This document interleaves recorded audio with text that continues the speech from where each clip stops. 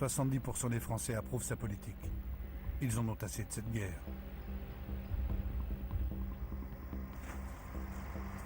Et le chef de l'État savoure une autre victoire. En ce début d'année 1960, il fait accéder la France au rang de grande puissance nucléaire. La dissuasion est sa nouvelle politique de défense. Le 3 février 1960, à Regan, dans le Sahara, a lieu le premier essai nucléaire français.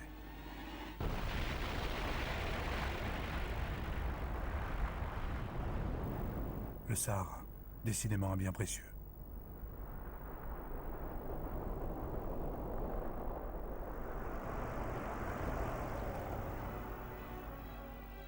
De leur côté, les leaders algériens cherchent de nouveaux soutiens dans le monde.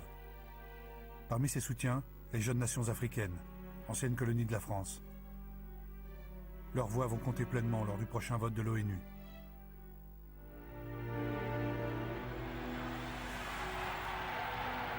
Et la Chine. Pour la première fois, le drapeau algérien y reçoit les honneurs et l'hymne algérien y est joué officiellement. Je remercie et je salue le valeureux peuple de Chine dont l'immense courage constitue. L'Algérie, toujours département français, est considérée comme un État. Et Mao reçoit Ferhat Abbas comme son chef.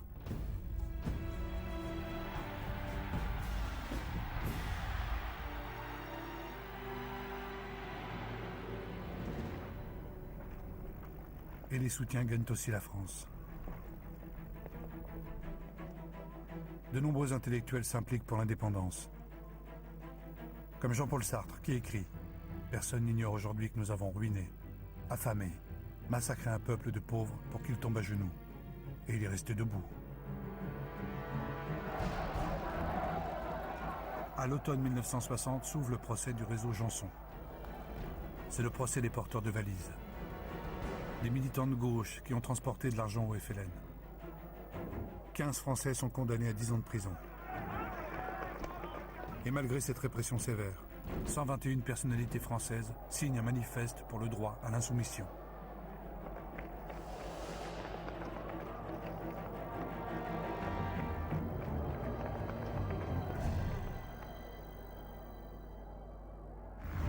Le 9 décembre 1960, De Gaulle revient pour la dernière fois en Algérie. Dans moins de 4 semaines, va avoir lieu le référendum. C'est un voyage aux très hautes tensions. Car les partisans de l'Algérie française l'ont compris. De Gaulle est en train de les lâcher. Dans les quartiers européens d'Alger, ceux que l'on appellera bientôt les pieds noirs laissent éclater leur colère.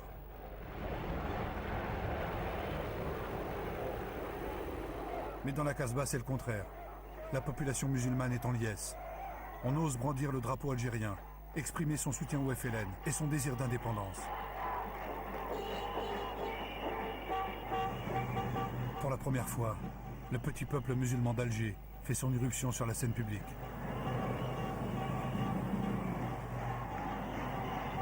Il s'approprie à son tour les rues des villes pour crier lui aussi ses opinions.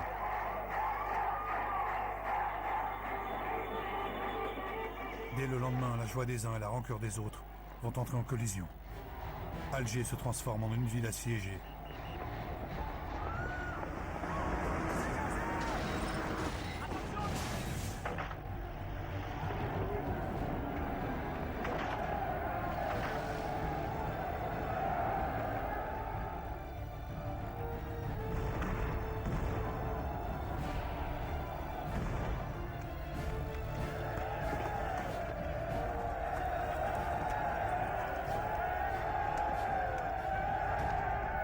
Les forces de l'ordre répriment.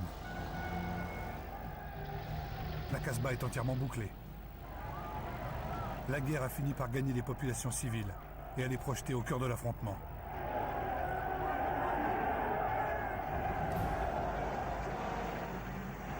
Certains ultras de l'Algérie française, réfugiés sur les toits et les balcons, tirent sur les musulmans qui s'aventurent dans leur quartier.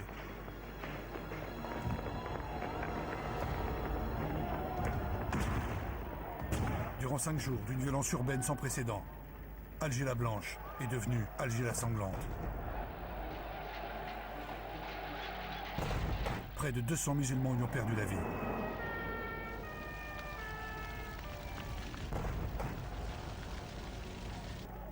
Les Européens d'Algérie comprennent que le rapport de force est définitivement inversé.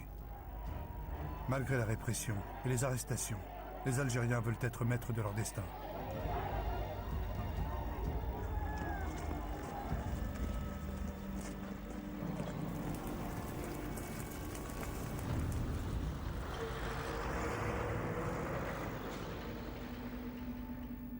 C'est dans ce climat de tension extrême entre les deux communautés que le 8 janvier 1961 se déroule le référendum.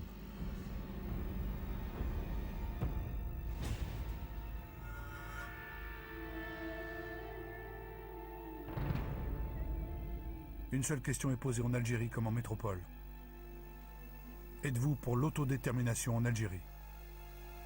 Une seule question, une seule réponse. Mais un enjeu considérable.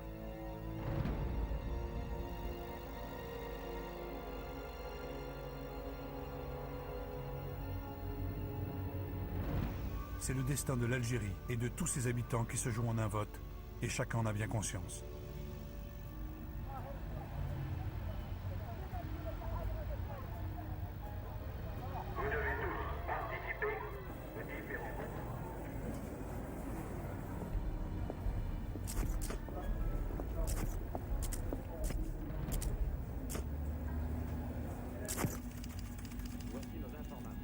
L'opinion publique est prête. Plus de 75% de oui en métropole, près de 70% d'Algérie.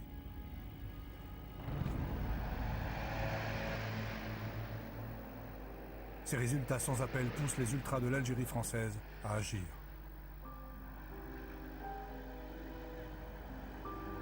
Pierre Lagaillarde, l'un des leaders des émeutes des barricades, a échappé à la justice et trouvé refuge dans l'Espagne du dictateur Franco.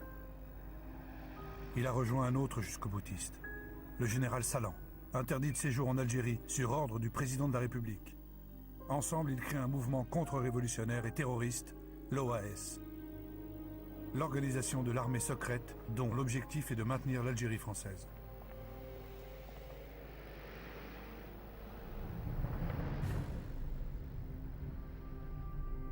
Le 21 avril 1961, le chef de l'État reçoit son homologue sénégalais, Léopold Sédar Senghor.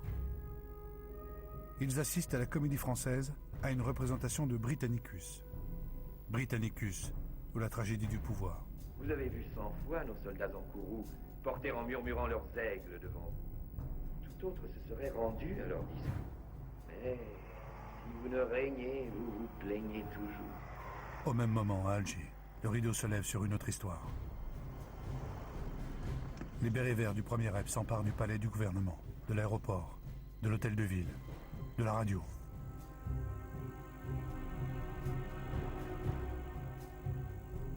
Français et Françaises, de toutes origines et de toutes confessions, l'armée vous parle. L'armée française avait fait le serment solennel de garder l'Algérie dans la souveraineté française. Ce serment, nous venons aujourd'hui, au nom de l'armée, vous le renouveler. Depuis 5h35, très exactement, toutes les communications téléphoniques et télégraphiques avec la métropole. Au petit matin, les généraux Chal, Zeller, Jouot et Salan, arrivés secrètement, prennent possession du siège du gouvernement. C'est le premier acte du putsch que ces hautes figures de l'armée mènent contre le pouvoir politique. L'armée s'est rendue maître du pouvoir en Algérie. Les généraux, je n'ai pas entendu l'air, je n'ai absolument rien entendu d'anormal. Se passe dans le calme. Devant le danger d'un coup d'État, De Gaulle décide d'appliquer l'article 16 de la Constitution, lui conférant les pleins pouvoirs.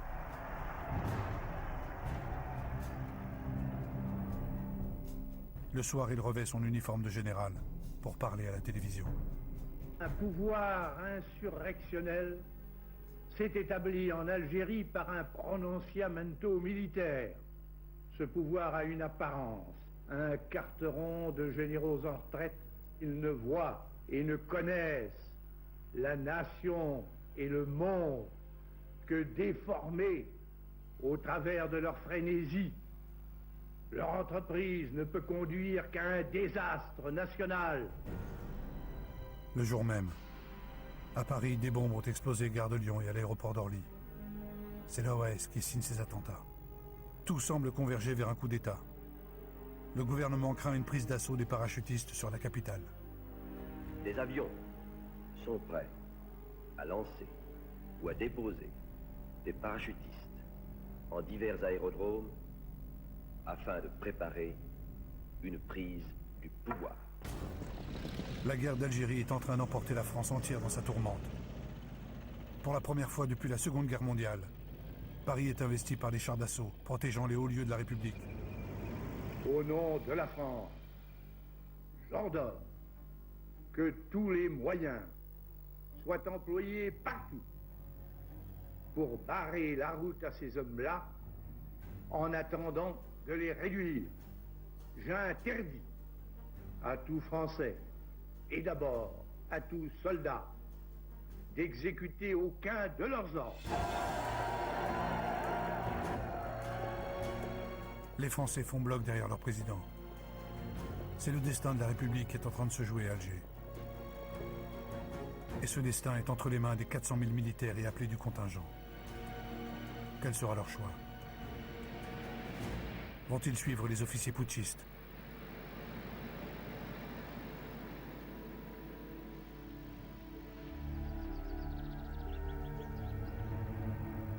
La très grande majorité des soldats profondément républicains refusent de participer au coup d'État. Et sans eux, rien n'est possible. Le putsch tourne au fiasco. Et si le général Charles se rend, Salan, lui, prend la fuite. Il retourne à Madrid, d'où il va continuer sa lutte désespérée. À la tête de l'organisation de l'armée secrète, Salan peut compter sur ses 3000 partisans pour ouvrir un nouveau front.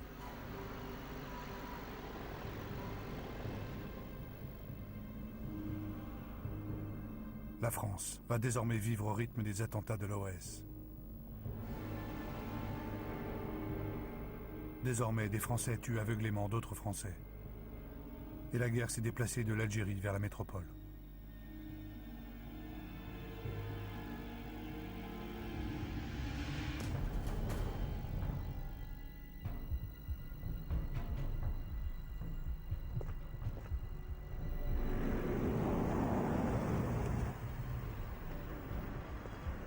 Dans le viseur de l'OAS, la presse, la justice, les policiers, des ministères, des personnalités politiques comme André Malraux, dont le bureau est détruit, ou François Mitterrand, dont le domicile est visé. Jusqu'au premier des Français. Le 9 septembre 1961, à Pont-sur-Seine, un attentat manque de tuer le président de la République. La bombe a sauté, mais quelques secondes trop tard. Entre Salan et De Gaulle, c'est désormais une lutte à mort.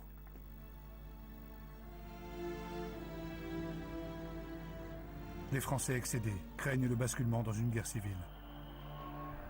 Charles de Gaulle redoute que les violences des manifestations d'Alger ne gagnent la capitale. De plus, de nombreux policiers ont été la cible d'agressions menées par les membres du FLN. Pour maintenir l'ordre, il peut compter sur le préfet de police de Paris, à qui il vient de remettre la croix de commandeur de la Légion d'honneur, Maurice Papon.